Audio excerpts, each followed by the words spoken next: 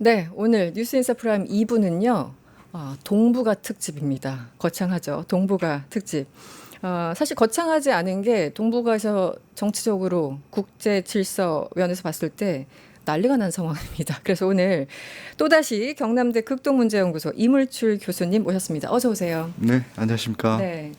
불과 며칠 전에 중국에서 오셨는데 제가 또 바로 전화해가지고 네, 급하게 모셨습니다.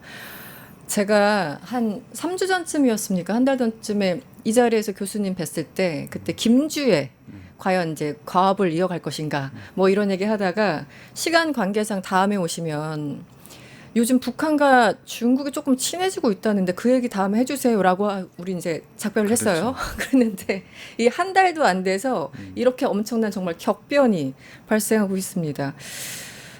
일단 김정은은 중국에 왜 간 걸까요? 여러 가지 이유가 있는 것 같아요. 이제 제가 북한을 연구한 학자로서 보면 이 김정은 위원장이 그 정세를 그 판단하는 능력, 그리고 그 변화하는 정세를 활용하는 능력이 상당히 탁월한 것 같다. 이렇게 봅니다. 네네.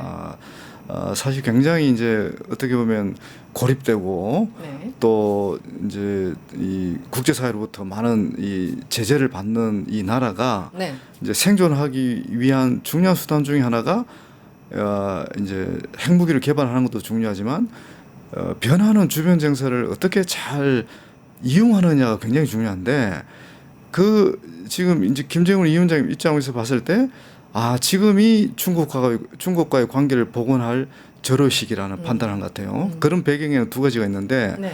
하나는 이제 역시 그 러우 전쟁, 네. 그러니까 이제 우크라이나 전쟁에 그동안 모든 걸 집중을 했고 그러면서 이제 러시아와의 동맹 관계를 강화해 왔는데 러시아와의 관계를 유지하면서도 또 다른 뒷배가 필요한 이제 상황이 또 도래한 거죠. 그게 네. 이제 중국이라고 봐야 되고 네. 또 하나는 이제 지금 트럼프에 대한 반감이 지구적 차원에서 지금 일어나고 있잖아요. 그렇죠. 그러면서 이제 반미 또는 반트럼프 진영이 만들어지는데 이때 편성하는 게 가장 자연스러우면서도 자기들의 어떤 그 실익을 제대로 챙길 수 있는 그런 기회라는 판단을 한 것 같아요.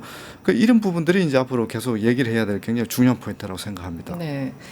사실은 사이가 너무 안 좋다는 얘기를 내내 듣다가 올해 초에 뭐 여러 가지 좀 단서가 있었는데 갑자기 중국 측 뭐 그 관영 매체 뭐 중국 관영 매체 기자들이 평양에 들어가서 보도를 시작했고 뭐 중국 유학생들이 갑자기 늘어나기 시작했다 여러 가지 그리고 북한에 있는 중국 대사관에서 뭐 큰 행사들도 여러 차례 열리고 해서 이 친구들 사이 안 좋다면서 뭔가 이거 해빙기를 맞이하려는 건가 이런 단서들이 몇 개 뭐 더 잘 아시겠지만 그런 게 좀 있었는데 저는 처음에 이제 이 얘기를 듣고 왜냐면은 이 속보가 나왔을 때 중국으로 간다는 속보가 떴을 때 왜냐면 우리는 한미 정상회담 25일을 한 지 얼마 안 됐을 테니까 다다음 그렇죠. 날인가 그랬으니까 뭔가 영향이 선후 관계가 어떻게 되는 건지 이제 궁금했는데 우리 정부에서 이미 2주 전에 김정은의 방중 소식을 2주 전에 알고 있었고 그리고 2주 후에 이제 워싱턴에서 한미 정상회담이 있었잖아요. 어쨌든 제 느낌은 중국이 필요한 이유는 결국은 트럼프한테 가기 위한 하나의 다리 아닌가라는 생각이 들거든요. 그것도 굉장히 중요한 관찰 포인트라고 봅니다. 네. 근데 제가 이번에 이제 이제 오랫동안 중국 학자들하고 네. 많은 대화를 한 경험은 네. 중국도 북미 관계가 대결 국면보다는 서로 대화 국면으로 들어가는 게 유리하다는 판단을 합니다. 네. 왜냐하면 북한과 미국 간의 대결이 심화가 되면 결국은 이제 미국의 전략 자산의 한반도 전개가 더 빈번해지고 네. 군사적 압박이 더 강화될 수밖에 없잖아요. 네. 그러니까 가장 가까운 중국 주변 상황에서 미군의 전략 자산이 더 많이 배치되고 이 군사적 긴장이 고조되는 것은 이거는 중국의 이익에 전혀 도움이 안 된다는 인식이 있는 네. 거예요. 그건 네. 상당히 합리적인 인식이잖아요, 그죠? 네. 그래서 이제 말씀하신 대로 북미 관계가 개선되는 게 중국의 이익에는 그렇게 나쁜 건 아닌데 과연 그게 되겠느냐는 헤이징 시각이 굉장히 강해요. 왜냐하면 자기들이 북쪽하고 이제 소통을 해보면 네. 이제 트럼프 대통령에 대한 불신이 너무 강하다. 아. 예를 들어서 하노이 회담 때 그때도 상당히 많은 게 사실상 합의가 됐는데 네. 싱가포르 합의도 그렇죠. 나온 거 아시잖아요. 네. 합의도 있었고 그리고 그 합의를 더 이제 실질적으로 이행하기 위해서 후속 회담이 있었고 그래서 이제 하노이 회담까지 갔었는데 네. 그 많은 합의에도 불구하고 미국은 그 지킨 게 없다. 네. 그 약속을 너무 헌신짝처럼 이 내팽개치는 버리니까. 이런 그 미국을 어떻게 그 믿을 수 있느냐 이런 인식이 아직도 굉장히 팽배하다는 거예요. 네. 이 북한의 김정은 위원장뿐만 아니라 지도층에서 그런 인식이 강하기 때문에 그럴 수 있죠. 이런 신뢰가 이런 불신이 어느 정도 해소되지 않으면 북미 대화는 쉽지 않겠다는 판단을 중국 쪽에서도 상당히 하고 있더라고요. 아. 이제 그럼에도 불구하고 이 북미 대화 가능성과 관련해서 우리가 주목할 대부분은 네. 북한도 미국하고 대화하기를 원하는데 네. 조건부 대화한 거예요. 조건부. 대화. 네. 그 조건이라는 게 네. 이제 예전하고 다르다. 우리를 핵 보유국으로 인정해 달라. 네. 네. 적어도 대화 재개를 위한 분위기 조성에서 가장 중요한 것은 한미 군사훈련이라든지 또 미국의 전략 자산을 배치해서 자신들을 군사적으로 위협하는 이런 행동이라도 우선 중단해라. 네. 이런 조건을 제시했잖아요. 네. 그래서 이제 핵 보유국 지위로 인정해 주는 부분하고 이 군사적으로 압박하는 부분 이 부분만 어느 정도 분위기를 맞춰주면 그러면 못할 이유가 없다. 이제 그런 입장인 거죠. 이걸 어떻게 트럼프 대통령이 이제 이 조건을 맞춰주느냐 이게 이제 관건이 할 수 있죠.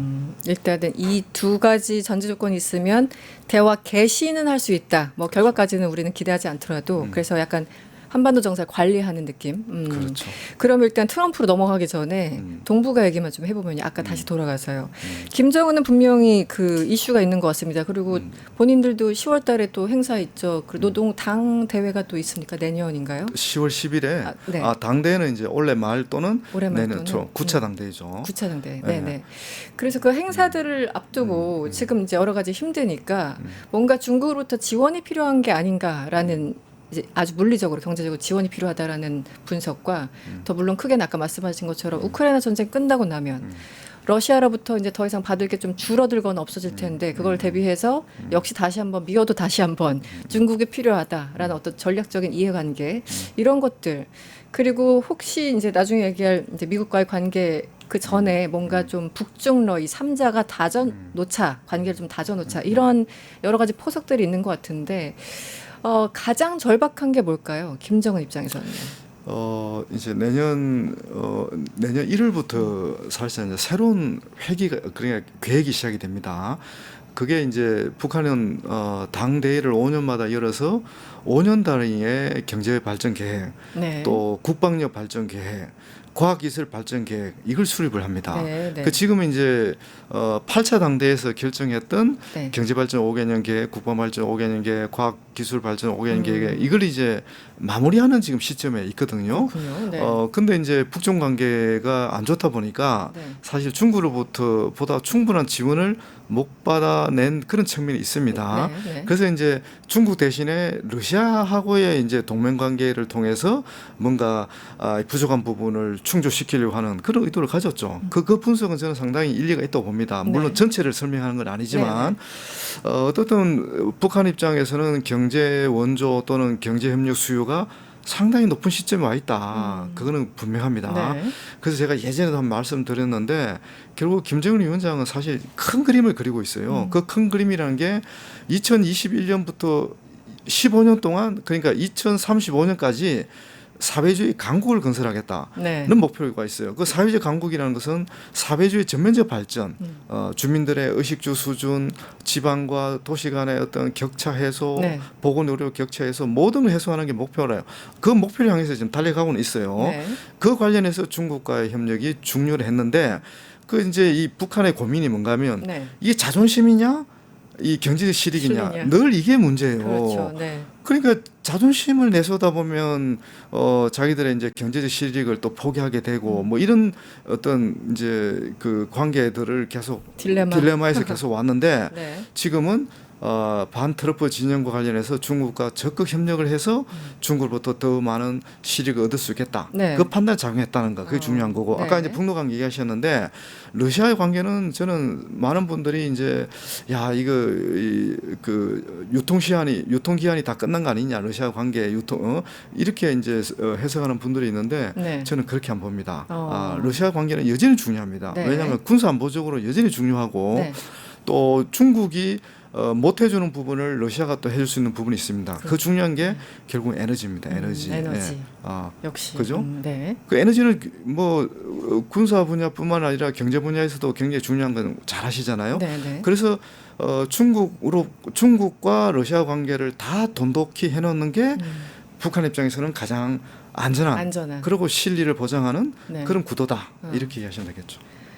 뭐 러시아로부터 에너지 그리고 본인들이 원하기는 이제 군사 기술까지 그리고 그렇죠. 이제 중국으로부터는 늘 튼튼하게 어쨌든 무역 관계가 중국하고 압도적이지 않습니까? 그래서 그 모든 것들 좀 안전판으로 만들어 놓고자 하는 그래서 주민들을 굶기지 않겠다라는 생각. 그런데 참 벌써 이게 집권한 게 김정일이 사망한 게 2011년 2011년 12월이었잖아요. 네. 십몇 년이 지났는데도 참 이게 뭔가 이렇게 맴돌고 있다라는 생각은 여전히 듭니다. 그게 하노이에서 실패가 또 결정타였는지 모르겠는데 여러 가지 좀 생각이 드네요. 이번에 이제 교수님을 또 긴급 호출한 이유는 중국에 꽤 오래 계셨어요. 한 10일 정도 한 11일 계셨다고요. 정도 있었죠. 네. 예. 그 많은 뭐 전문가들 당연히 회의도 하고 속내도 들여다보고 또 중국 사람들 속내 알려면은 또 밥도 먹어야 되고 하잖아요. 중국은 지금 어떤 고민이 있나요? 하나 그 내부에서 시진핑의 실각설이 있었던 그 부분도 하나 궁금하고 지금 미국에 대해서 어떻게 생각하고 있는지도 궁금하고 뭐 다 궁금합니다. 북한과 어떻게 지낼 건지도 궁금하고 그래서 하나하나 좀 따져보면 네. 그 이제 정말 중요한 포인트를 또 잘 지적해 주셨는데 결국 시진핑 이제 실각설이 우리가 그거는 이제 공개적으로 얘기를 못 합니다, 사실. 그렇죠. 예, 뭐 물론 이제 술자리에서 이제 뭐 슬쩍 이제 물어보는 경우는 있긴 하지만 네. 그분들도 그 부분에 대해서는 소문만 알지 뭐 정확한 실상은 모르고. 네. 근데 이번에 이제 이 상하이 협력기구라든지 전성절 그 기념식 하는 이 행사를 보면 네. 시진핑 이 사람이 우리가 생각했던 보다도 훨씬 지금 건재한 상황이다는 것은 분명한 것 같고요. 물론 이제 이런 이제 김정은 방중 이전에 저는 이제 중국을 가서 계속 많은 얘기를 했는데 사실 중국은 지금 이제 경제 문제가 굉장히 이제 심각해요. 심지어 당 간부들도 자기 급여가 깎였다고 얘기를 할 정도예요. 그 그 제가 이게 정말 믿을 수 없을 정도로 월급이 깎였다는 얘기를 하고 또 중요한 대학 교수들 또 싱크탱크 연구원들도 월급이 조금 깎인 건 사실이다 이렇게 얘기를 해요. 네. 그런데 여기서 이런 부분과 관련해서 또 오해하면 안 되는 게 제가 이제 상해, 장춘 또 위해 이쪽을 다 돌아봤는데 네. 또 소비는 상당히 또 뭐 어떻게 보면 제가 뭐 짧은 기간 한정된 관찰이긴 하지만 네네. 또 소비도 원만히 돌아가고 뭐 사회의 어떤 긴장이라든지 이런 건 느낄 수 없거든요. 근데 네. 여전히 이제 통제 사회라는 느낌은 들었고 네. 자 그래서 시진핑 실각설이 이번 이 그 전성절 기념 행사를 이제 계기로 네. 상당히 불씨될 거다. 불씨됐다. 이렇게 볼 수밖에 없고요. 네. 그리고 이제 결국은 중국, 러시아 지금 중국은 러시아와의 전략적 협력 관계를 굉장히 중시하고 있습니다. 어떻게 보면 이제 중국과 러시아 관계도 항상 좋았다고 할 수도 없고 네. 그런데 이제 자기들이 얘기할 때는 결국 트럼프가 이 러시아와의 관계 복음 나아가서 전략적 관계를 격상시키는데 상당히 기여를 했다. 네. 오히려 트럼프가한테 고마울 지경이다. 뭐 네. 요즘 역대 최고의 관계라고 본인들이 얘기하던데요. 예, 그러니까 이제 이게 국제 정세나 변화를 우리가 잘 봐야 된다고 앞서도 얘기를 했지만 결국은 이거는 영원한 게 없잖아요, 그죠? 그렇죠. 근데 어떤 이 트럼프라는 분이 이제 일방주의를 하면서 이제 많은 나라들이 불만을 갖는 거예요. 그렇죠. 이 불만된 국가들이 결속할 수밖에 없는 상황이다. 그게 지금 가장 상징적인 게 중국하고 러시아 관계다. 네. 제가 여러 회의를 참석하면서 일관되게 느낀 게 예전에는 러시아 관계를 별로 언급을 안 했는데 러시아 관계를 전략적 관계를 굉장히 이제 강조를 하고 있고 앞으로도 이 러시아의 전략적 협력을 통해서 중국의 위상을 더 높일 수도 있겠다. 그거는 군사 안보적인 측면뿐만 아니라 경제적인 측면에서도 네. 굉장히 지금 싼 가격에 중국의 아니 러시아의 원유라든지 네, 천연가스를 그렇죠. 도입하잖아요.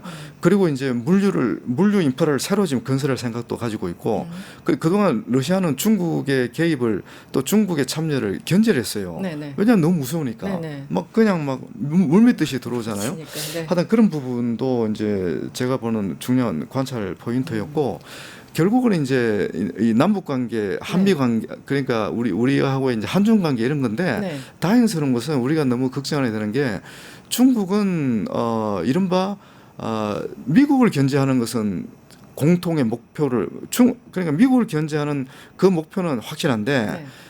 결국 이 미국을 견제하기 위해서는 우리 한국하고 잘 지내는 게 굉장히 중요하다는 인식은 똑같이 하고 있어요. 그래서 한국하고도 이 전략적 동반자 관계를 격상시키는 게 목표다. 뜻대로 지금 안 되고 있지만 왜 네네. 미국과의 관계 때문에 네. 한미 관계 때문에 근데 그럼에도 불구하고 지금 FTA 그 한중 FTA를 더욱 더 진전시키기를 원하고 한중 FTA. 이게 굉장히 중요합니다. 그 다음에 이제 그러니까 한중일 삼국 간 FTA 협상이 지금 상당히 협상이 활발하게 진행이 되고 있거든요. 네, 그러니까 네. 일본과 한국을 포함한 삼국 간 FTA를 체결하고 네. 이걸 발전시켜서 결국 경제 협력을 더 강화시키는 것이 안보를 위해서도 중요하다. 네. 이런 인식을 갖고 있는 거예요. 네, 네. 그래서 중국은 기본적으로 이제 시진핑 주석이 얘기하는 게 주변국 어떻게 보면 이제 주변국을 안정화시키는 게 네. 굉장히 중요한 목표예요. 그래서 주변국 운명 공동체라는 표현을 쓰더라고요. 네네. 그래서 시 주석이 주변국 운명 공동체 여기 주변국에는 결국 이제 북한도 포함되고 네. 우리 한국도 포함되고 네. 일본도 포함되는 거예요. 이 나라와의 관계를 어떻게 안정적으로 가져가느냐. 우선 경제협력 중심으로 안정적으로 발전시키는 게 국익에 도움이 된다. 이런 판단하는 거죠.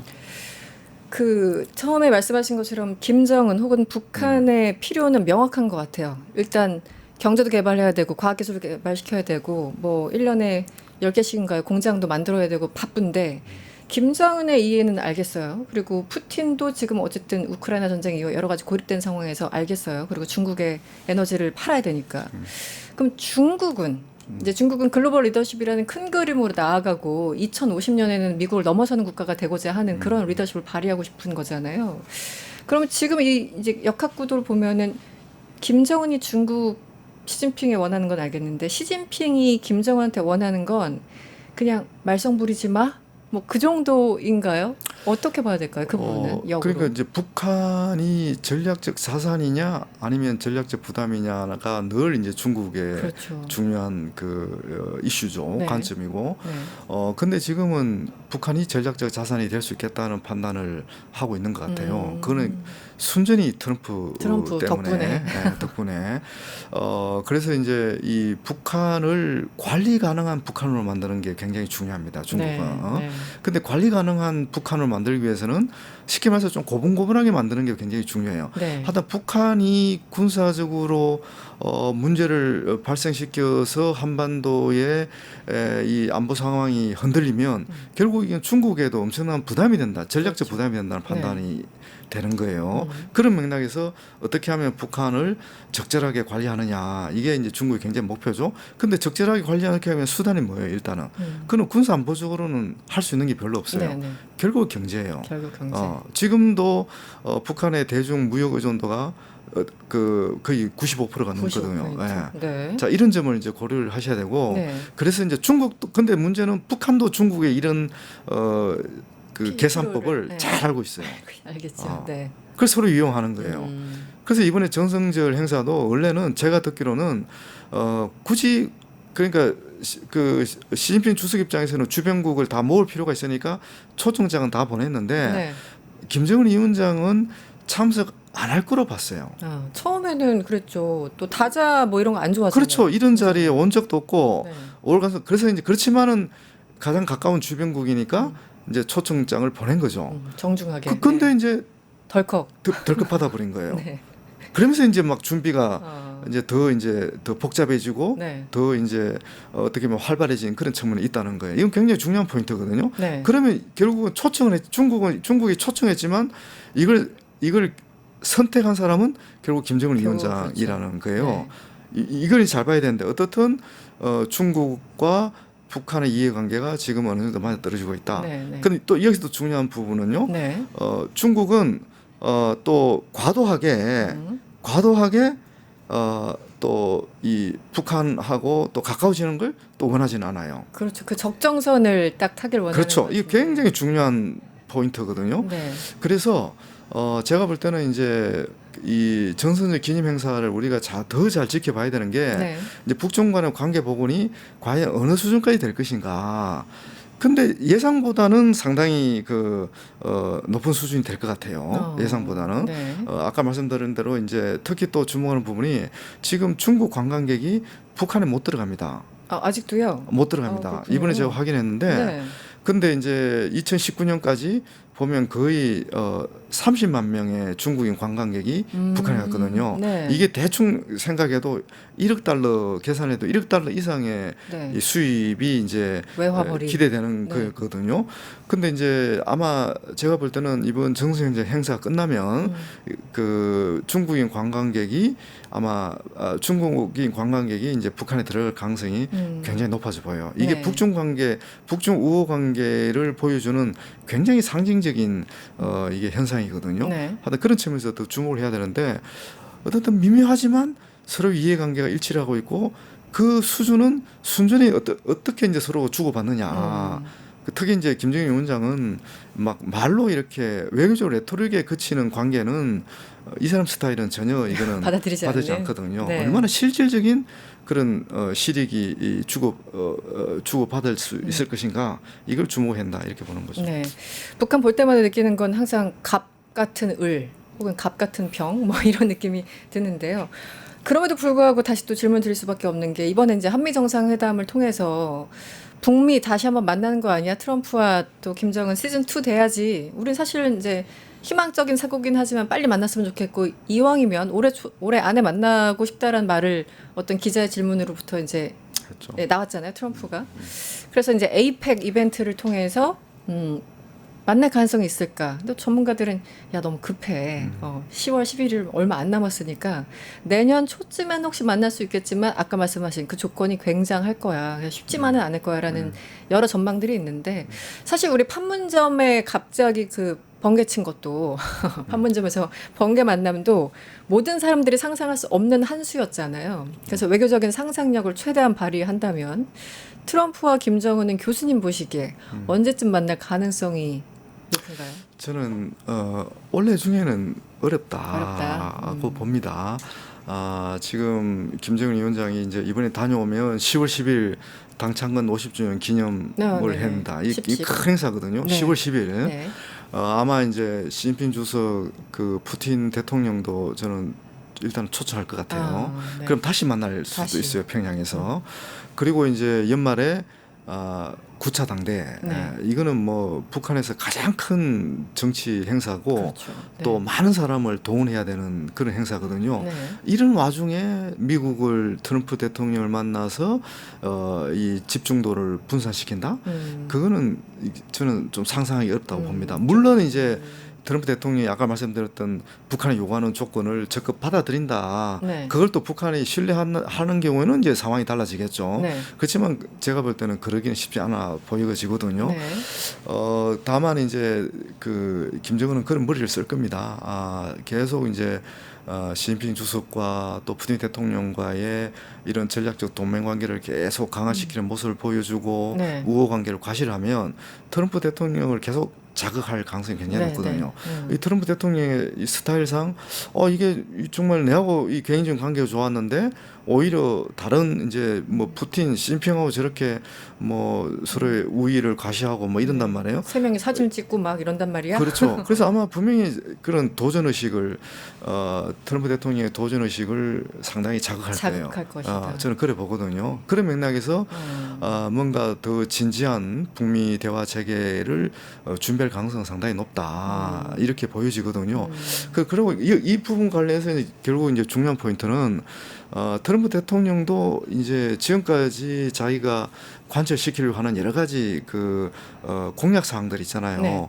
그런 것들이 뭐 경제 문제, 통상 문제, 뭐 그게 이제 관세 문제이기도 하고 네. 또 전쟁, 러우 전쟁, 뭐 여러 가지 현안들이 있잖아요. 네. 이 현안들이 얼마나 또 순조롭게 해결되느냐도 저는 굉장히 중요한 변수라고 봅니다. 그래야 자기가 북한 문제에 좀 더 집중을 할 수가 있잖아요. 네네. 그 북한 문제라는 게 미국 입장에서도 가장 골치 아픈 주제고 이 골치 아픈 주제를 해결하기 위해서는 훨씬 높은 수준의 집중력을 보여줘야 되거든요. 네.